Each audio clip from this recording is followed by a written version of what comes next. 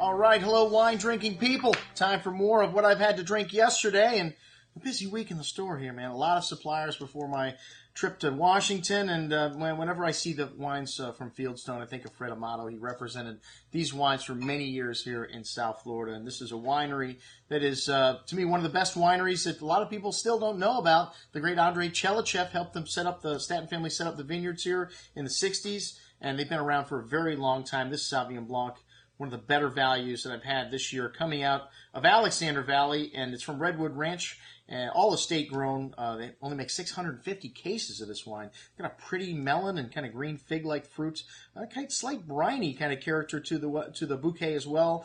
100% varietal. This wine's got some fresh green melon fruit coming through on the tongue, kind of a savory style of Savion Blanc, and leaves the tongue salivating for food, some lime citrus. And on the second day, the musky note coming out to this, but all of the aroma was uplifted, and it's brought the score up a notch for me that the wine was better on the second day, and very good stuff at $21. All right, the Lupe Cholet Chablis.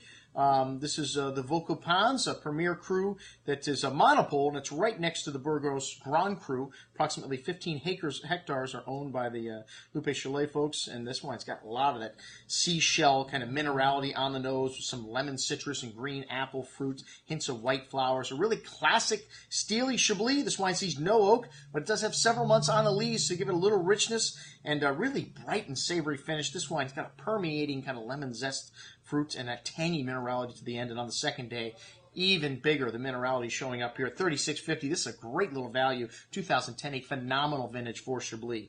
The Biggio Hamina is up next. This is a husband and wife team. This is their sixth vintage, Todd Hamina and Caroline Biggio. And Todd's been making wine for almost 20 years in Willamette Valley. Started Archery Summit, Chehalem, and others.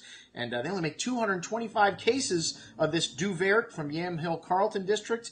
And this wine has got a lovely dark raspberry fruit, a host of exotic spices, some minty notes to the bouquet, dried flowers, some truffle earthy notes, lovely complexity on the nose here, and a zesty wine on the tongue with that light red berry fruit, brown spices, along with a touch of earth and that floral note showing on the finish, and lots of spice even on the second day. This wine, excellent juice at $34.50. All right, on to Washington State.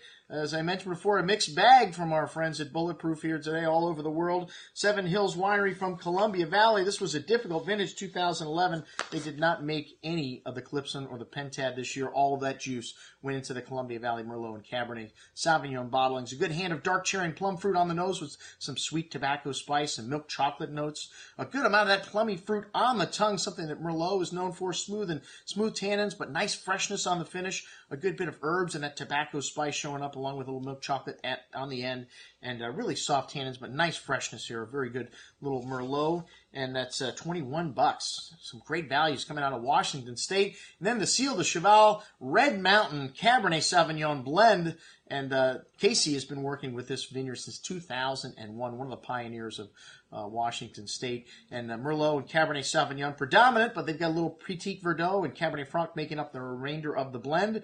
And some of this Merlot that went into this cuvee was planted in the 70s. So some very old vines, very fresh and distinct to the earthy aroma to the blackcurrant and dark cherry fruit here. Some dark cocoa, a host of spices on the bouquet. Really nice concentration richness in this wine. A big and chewy wine on the tongue with, a lot of tannins. And this 2010 vintage, very classic. It's a year that's going to need some time. This wine's got a lot of everything, but a little bit dry on the end. It needs some time to come together, but all the right stuff here. Excellent juice at $39.75. That's what I had to drink with our friends from Bulletproof. I'm your host, Andrew Lampasoni, signing off for the Wine Watch, saying remember, always drink the good stuff first.